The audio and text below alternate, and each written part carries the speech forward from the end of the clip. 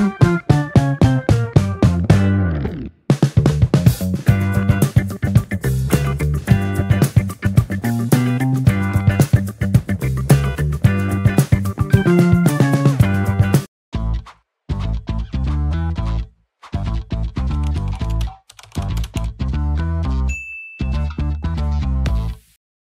amazing people and welcome back to my YouTube channel. So for this episode of the Valley Vlogs, pupunta tayo sa isa sa mga pinakasikat na sunset spots dito sa Bali, which is Atlas Beach Club. So matatagpuan ito sa bandang Canggu, guys. So pupunta tayo doon at i-explore natin ang lugar. We'll get to see how we experience it. And we'll also see kung ano yung mga magagandang mapuntahan doon aside sa sunset. So, very exciting vlog today, guys. And tara, samahan nyo kami. So guys, share ko lang. We never really get the chance to swim here sa pool sa Alea. So, ito yung pool sa Alea. Syempre, nag-ano lang kami dito. Nag-chill-chill lang, tambay. And then, nag-picture-picture lang kami habang nagpapahinga. So, dalawa yan, guys. So, dito, yung kabilang pool sa may tapat namin. Alright guys, so we are all set and we are now going to Atlas Beach Club sa Canggu. So, medyo mahaba-habang biyahe na naman ito pero wala ng araw guys. Pero medyo maliwanag pa naman. So, sana dumating kami doon ng maliwanag pa para ma-vlog ko yung harapan. Tsaka para mas ma-appreciate natin yung view. So, pasensya na kung ngayon lang kami nakapunta kasi sobrang daming ginawa din at nagpahinga din naman kami.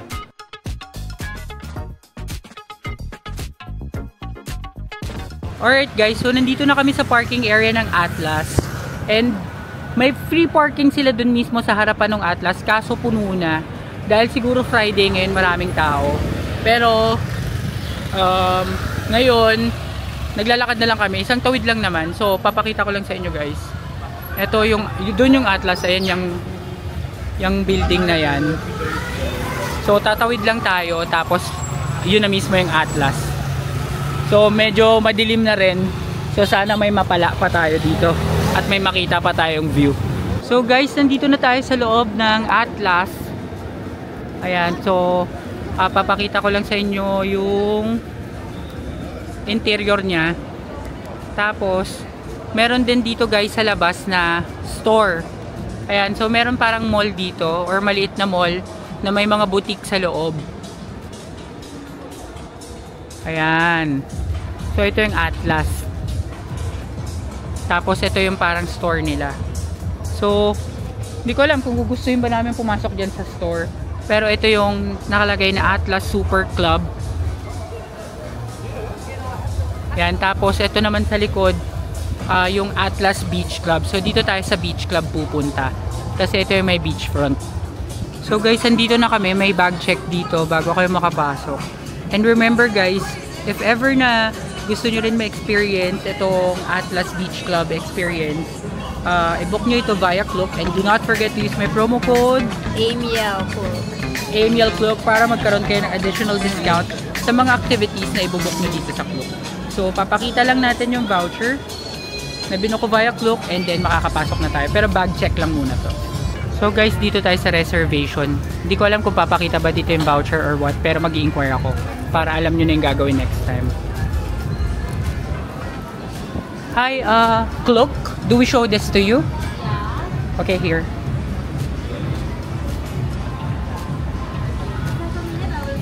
Okay, sure. Can I have some candies? Thank you. May pa-candy sila guys. The guest? Okay, okay. Okay, yan guys, may lilista kayong ganito. Lilista nyo lang yung name and phone number nyo. So, paki-fill out po. So, after filling out the information guys, i-scan nila yung voucher nyo from Klook. Tapos, bibigyan nila kayo ng daybed number yata, or what? Ito yung paligid nyo guys, vlog ko lang. So, dun tayo pupunta. Tapos, ito yung store kanina guys. Yung sabi kong may store sila dito. Ayan. Okay guys, so meron na kami nito. Ayan, may kasamang isang drink yung binayaran namin sa Klook. And by the way guys, 500 pesos lang yung binayad namin sa Klook. May kasama ng isang drink, tapos pwede kaming umupo daw sa free seating area or sa bar nila. So share ko lang guys. Yan, may paganito sila. may pa-fountain, tapos papunta tayo doon sa may pinaka-entrance. Sa mga gilid-gilid guys, may mga boutique pa rin. And may mga bilihan ng kung ano-ano. Mga damit-damit or mga shawl, ganyan. So dito tayo sa entrance. So guys, papasok na kami. Press the green button pala. Ayan, tapos may pipicturean ka dito. So akyat na tayo guys.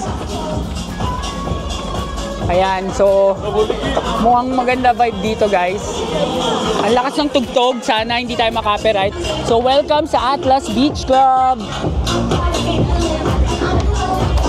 So ayan, ito yung pinakapaligid niya guys. May pool din guys, so pwede mag-swimming dito. Ayan. So ikot-ikot lang tayo. Wala nang sun guys, pasensya na.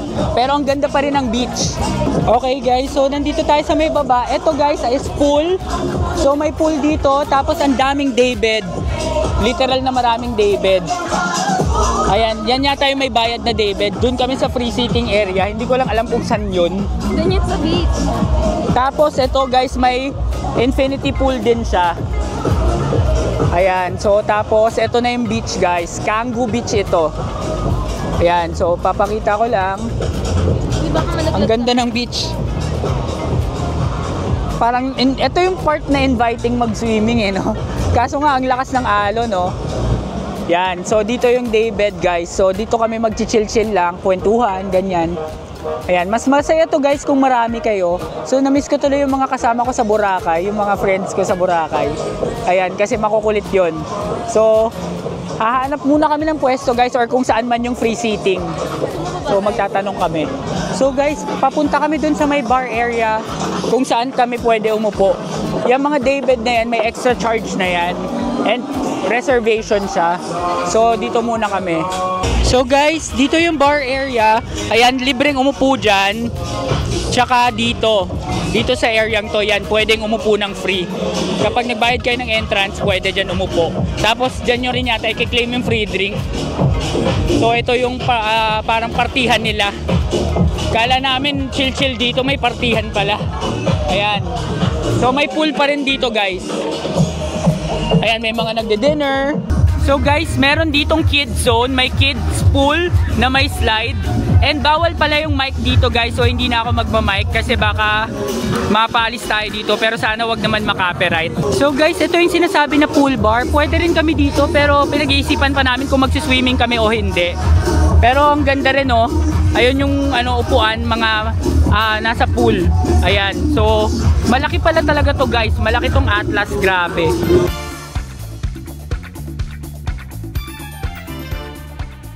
So guys, pupunta muna kami sa beach. Dito yung daan papunta sa beach para makita lang natin yung itsura ng beach ng malapitan.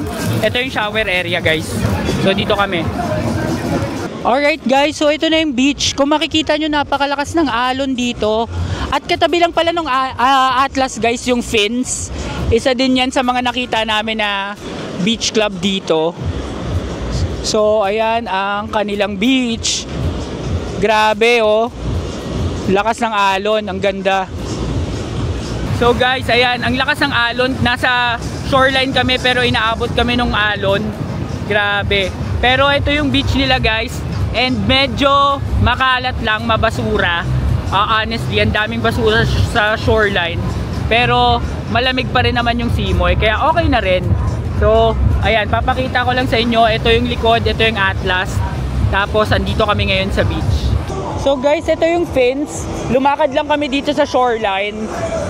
Ayan, para sana nakikita. Pero puro ilaw lang. Yan yung fence guys.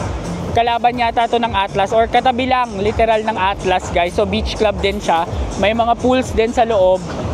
Pero hindi na kami makakapasok dyan kasi 12,000 dyan yung daybed nila na pang-animan. Kaya dito lang tayo sa labas. Makikibalita lang tayo kung ano nangyayari sa loob. Ayan, so pakita ko lang ulit yung shoreline. Ayan, so dito yung fence. Parang madilim kasi, no? So guys, bumalik kami dito sa pool bar. Pero sa gilid lang kami, hindi kami sa may swimming pool mismo. Dito na namin i-claim yung free drink namin na kasama dun sa binook namin sa Klook. Ayan, so ito yung view niya. Ang ganda lang din, pero dito lang kami sa gilid-gilid. Uupo lang kami dito habang iniinom yung drink namin. So, titignan pa namin kung ano yung choices of drinks na pwede. Alright guys, so ito yung choices of drinks na libre kapag nag-book kayo sa Klook. So, may mga cocktail or may mga non-alcoholic drinks din.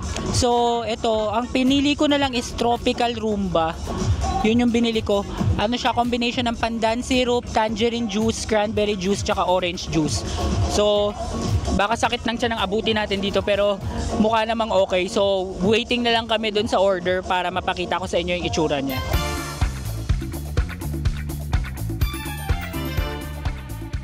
Okay guys, so ito na yung drink natin na Tropical Roomba. Ayan. Pinicturean ko lang yan dito at syempre nagpicture-picture kami. Titikman na natin siya guys. So sana hindi nakakasakit ng tiyan. Okay guys, so titikman na natin ngayon yung ating Tropical Roomba. Ito na siya. Pandan yung nasa dulo niyan guys, tapos mga tangerine juice. So tikman natin.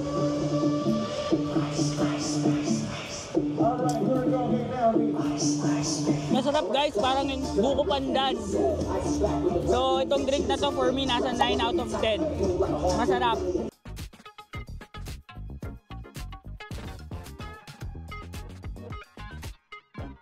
Okay guys, so palabas na kami dito sa Atlas Beach Club. Na-enjoy naman namin yung mga drink tsaka yung view. Medyo nagkakapartihan na kasi and bilang mga millennials hindi na namin kaya. Antok na kami. So lalabas na kami at pupunta na tayo sa next destination natin. Meron pa tayong pupuntahan ngayon guys. Susulitin natin ang ating last night dito sa Bali. So guys, ang exit pala dito, bago kayo maka-exit mismo, dadaan kayo dito sa Holy Wing Store para bumili ng merchandise nila. Yan, may coffee shop din dito pala guys. Tsaka may mga ATM, tapos may mga kung ano-anong mga pwedeng mabili. At may mga tumbler din dun sa dulo. Ito yung coffee shop nila, nasa 60 to 65,000 rupiah yung isang drink. Ayan pala, ito din yung toilet guys. So toilet muna tayo.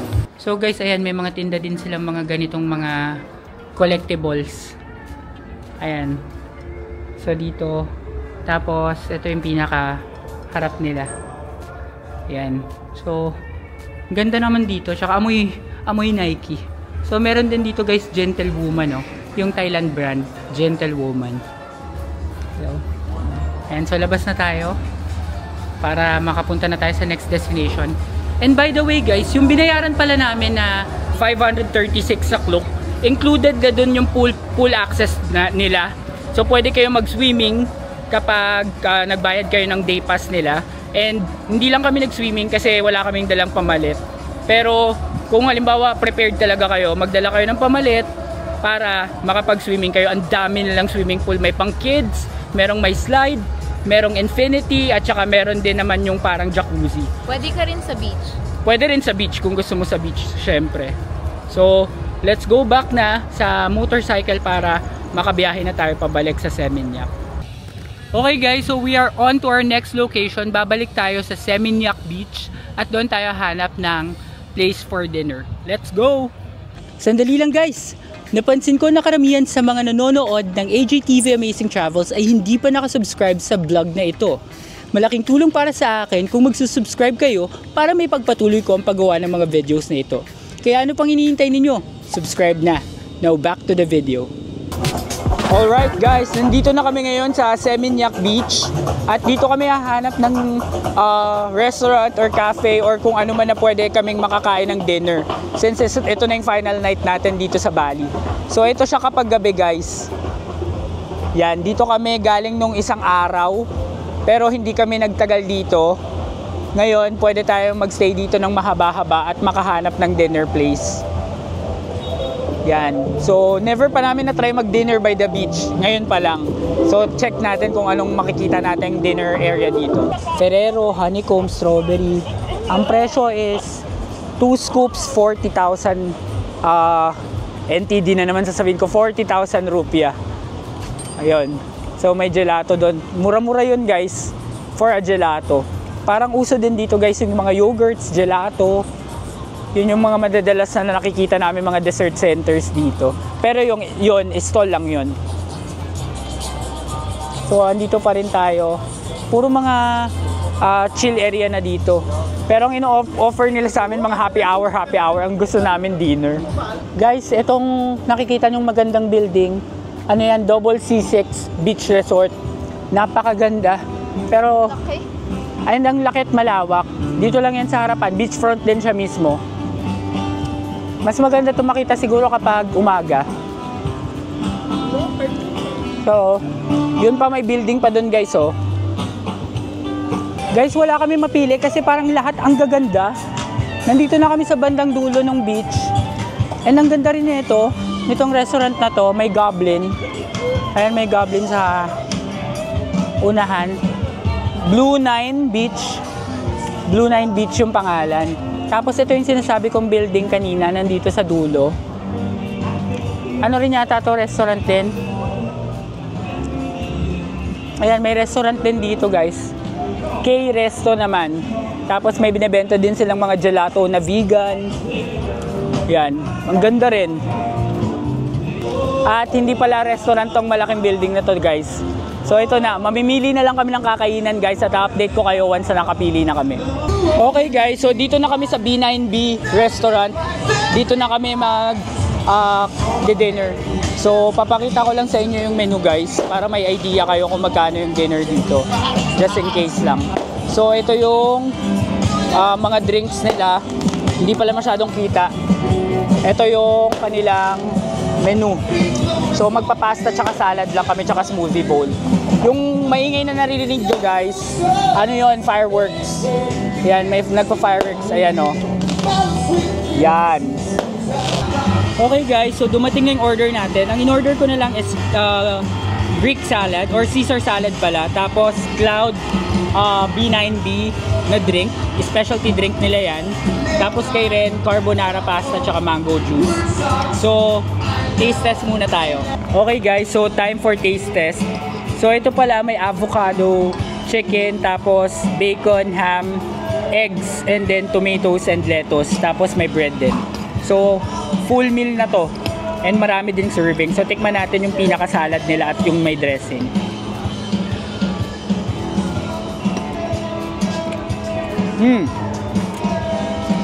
Masarap guys. Legit masarap siya. Caesar na Caesar. So tikman natin tong chicken guys. Chicken.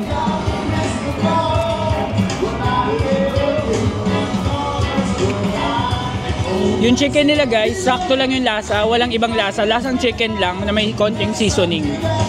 So tikman ko naman tong avocado.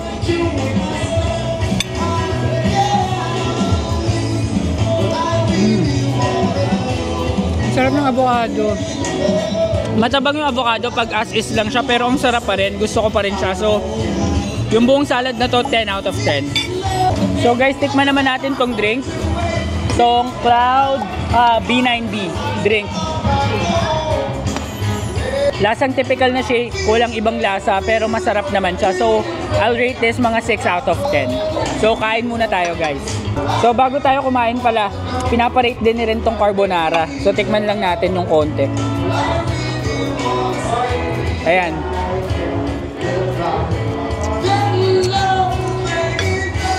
Normal lang, no? Walang ibang lasa. Binibigyan pa ako mango juice, wait lang. Yung carbonara nila, walang wow factor, ganun. So, sakto lang. Mga 6 out of 10 lang din. And last, itong mango juice nila,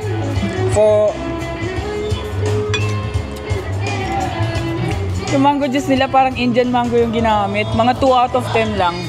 Lasang gamot, guys. So, ito na, kain muna tayo.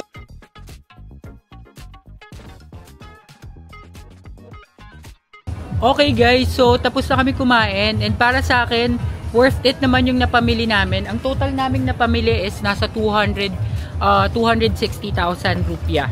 So lahat na yun ang mga napamili namin. Hindi ko na na-breakdown yung cost, pero yun yung total. So mura naman yung food sa Bali guys. Mamimili ka lang talaga sa menu kung ano yung angkop sa panlasa mo. Kasi meron silang mga maanghang, may mga hindi, may masarap para sa'yo, may hindi masarap para sa'yo. So ikaw nang bahala kung ano yung pipiliin mo. At dahil dyan guys, pabalik na tayo sa motorcycle para makabalik na tayo sa Aleo Hotel. Since this is our last night, tayo ay magpapack na para in preparation for our flight tomorrow. Alright guys, so nakabalik na kami dito sa Alea Hotel and magpapack na kami in preparation for our flight early morning tomorrow. So dahil dyan, i-end ko na muna ang vlog na ito. Maraming salamat sa nanood ng episode na ito ng Valley Vlogs. At kung nagustuhan ninyo ang video ito, please give me a like, comment, share, and subscribe to my channel. And do not forget to hit the notification bell para updated kayo sa aking future vlogs. Abangan ang ating final episode sa Valley Vlogs bukas. Yun lang guys, maraming salamat. Bye!